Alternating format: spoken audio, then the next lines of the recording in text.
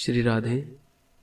नमस्कार दोस्तों, आप सभी का हमारे YouTube चैनल में स्वागत है। मैं विजेंद्र आज आपके लिए एक और नई कथा लेके आया हूँ। आज की जो कथा है वो है भगवान श्री कृष्ण के परम भक्त श्री भीष्म पितामह की। सबसे पहले मैं आपको मकर संक्रांति पर्व की बधाई दूं। मकर संक्रांति से सभी शुभ कार्यों की शुरुआत हो जाती है। लोग कुंभ के मेले में स्नान करते हैं, पवित्र तीर्थों में स्नान करते हैं। दक्षिण भारत में पोंगल नाम से इसे जानते हैं। उत्तर भारत में उत्तरायण के नाम से जाना जाता है। और इस दिन दान की भी बड़ी महिमा है। तिल का दान करना बताया गया है। कहते हैं कि शरीर पर तिल लगाकर स्नान करना चाहिए तो आपको पवित्र नदियों में स्नान करने का फल मिल जाता है। और फिर अगर तिल भी खरीद नहीं सकते तो फिर केवल आपको 3 बार तिल तिल तिल बोलना है और स्नान करना है। केवल स्नान करने मात्र से आपको सभी नदियों में स्नान करने का फल मिल जाएगा। कम से कम आप इतना तो रोज ही कर सकते हैं। इस दिन सूर्य मकर राशि में प्रवेश करता है और सभी शुभ कार्य प्रारंभ हो जाते हैं। सूर्य देव के 2 मार्ग हैं, एक दक्षिणायन एक उत्तरायण। तो अब सूर्य उत्तरायण में गति करते हैं 6 महीने दक्षिणायन में गति करते हैं। और संत लोग, योगी लोग उत्तरायण में ही अपनी देह का त्याग करते हैं। तो चलिए चलते हैं कुरुक्षेत्र, जहाँ पर भीष्म पितामह 57 दिन से सरसैया पे पड़े हैं और उत्तरायण सूर्य का इंतजार कर रहे हैं। वहां पर सभी पांडव आते हैं और भीष्म पितामह सभी पांडवों को बड़ी सुंदर सुंदर शिक्षा देते हैं। शिक्षा देने के बाद भीष्म दादा अर्जुन से पूछते हैं, अर्जुन वो नहीं आए? अर्जुन कहता है, बाबा कौन? कहते हैं उत्तरायण, मेरे उत्तरायण। बोले बाबा कौन? वसुदेव, श्री कृष्ण। बोले हाँ। अर्जुन कहते हैं, बाबा वो ही तो हमें लाए हैं। अच्छा बाबा एक बात बताओ, आपने उन्हें उत्तरायण क्यों कहा? तो भगवान श्री कृष्ण का एक नाम है उत्तरायण। वो इसलिए पड़ा क्योंकि भगवान श्री कृष्ण ने उत्तरा के गर्भ में अपने परम भक्त परीक्षित की रक्षा की थी। उत्तरा का गर्भ उनका अयन बन गया, तो तब से भगवान श्री कृष्ण का नाम पड़ गया उत्तरायण। और उन्हें कोई ऊपर वाले सूर्य का इंतजार नहीं है कि वो कब मकर राशि में प्रवेश करे, वो कब उत्तरायण हो। जब सामने भगवान आए तभी उत्तरायण हो जाता है। तब अर्जुन ने कहा कि वो ही लाए हैं। अच्छा कहाँ खड़े हैं? तो देखा तो सिराने खड़े हैं। बाबा कहते हैं, प्रभु आप देख रहे हैं ना, मेरे शरीर में एक भी अंग ऐसा नहीं है जहां तीर न लगा हो और मैं पीछे मुड़कर आपको देख भी नहीं सकता। तो क्या आप मेरे सामने नहीं आओगे? मैं आपका दर्शन करना चाहता हूं। तब भगवान कृष्ण सिराने से घूमकर सामने आए हैं और खड़े हो गए। भीष्म पितामह कहते हैं, प्रभु अब आप ऐसे ही खड़े रहिए, मैंने आपकी बड़ी प्रतीक्षा की है। कि सदैव देवो भगवान प्रतीक्षताम कलेवरम यावदीदम हिनोम्यम। कि प्रभु अब तो मेरे सामने आओ और खड़े रहो। भगवान बोले, कब तक खड़ा रहूं? भीष्म दादा बोले कि प्रभु जब तक प्राण ना निकले। कृष्ण मुस्कुराए और कहते हैं, बाबा आपको तो इच्छा मृत्यु का वरदान है, कितनी देर खड़ा रखोगे? भीष्म कहते हैं, अरे बस थोड़ी सी देर खड़े रहो, अभी मैं आपकी स्तुति करूंगा, मेरे प्राण निकल जाएंगे, फिर आप जहां जाना जो करना, कौन आपको रोक सकता है?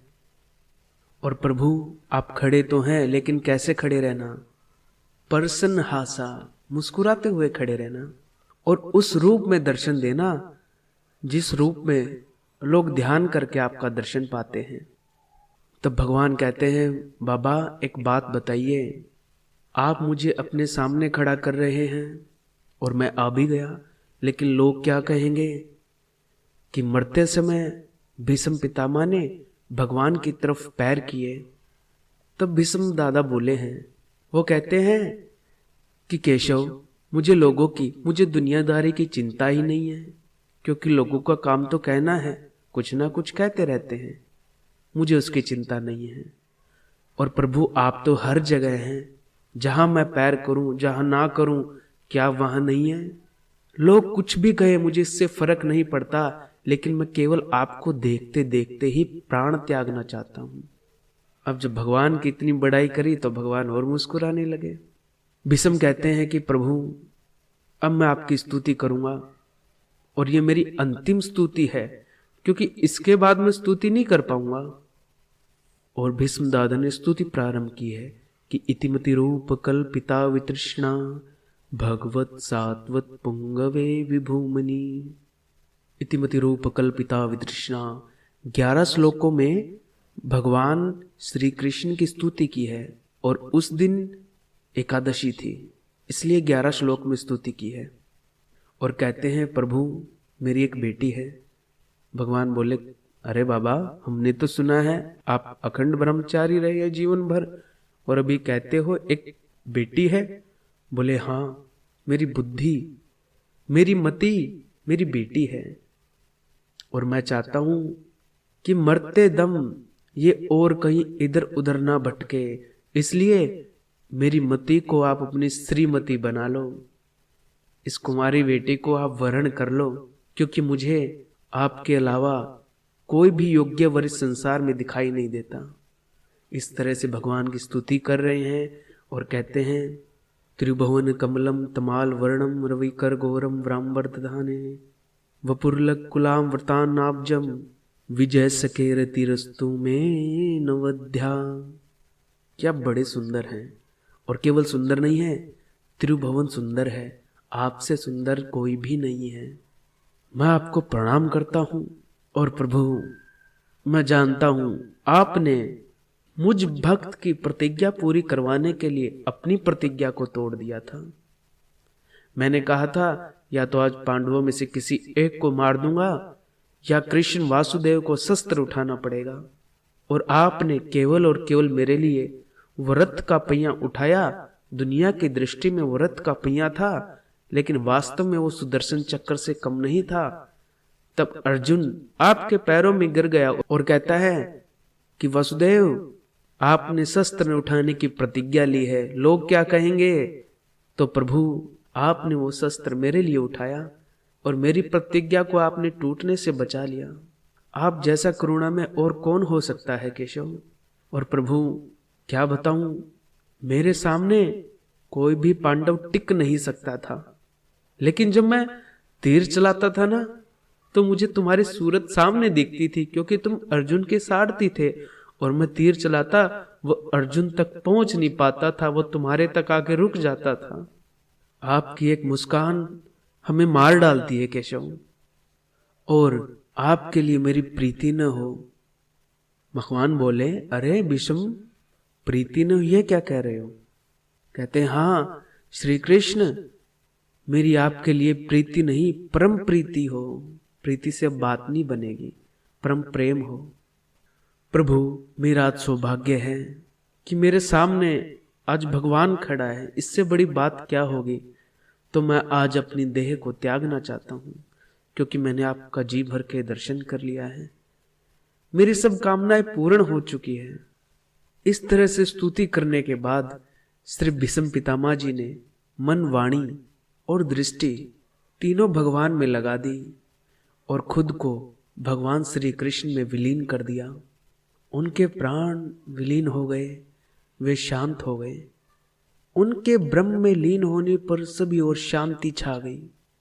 उसी समय देवता, मनुष्य नगाड़े बजाने लगे और भीष्म दादा की प्रशंसा करने लगे। आकाश से फूलों की बारिश होने लगी। इस तरह से भीष्म दादा ने अपना मकर संक्रांति का पर्व मनाया है। सामने कृष्ण हो, और क्या चाहिए। तो ये था आज की कथा का प्रसंग। तो आपके जीवन में भी अगर किसी उत्तरायण का इंतजार है, तो केवल भगवान श्री कृष्ण उत्तरायण का ही इंतजार करना, संसार के लोगों का नहीं। और ये जितनी भागवत की ये कथा है, ये सब मैंने श्रद्धेय श्री मृदुल कृष्ण गोस्वामी जी, गौरव कृष्ण गोस्वामी जी से सुनी है, जो मैं आपको सुनाता रहता हूँ। आपको एक बार फिर से मकर संक्रांति पर्व की बधाई। आपका जीवन मंगलमय हो सके तो इस दिन स्नान दान की बड़ी महिमा है।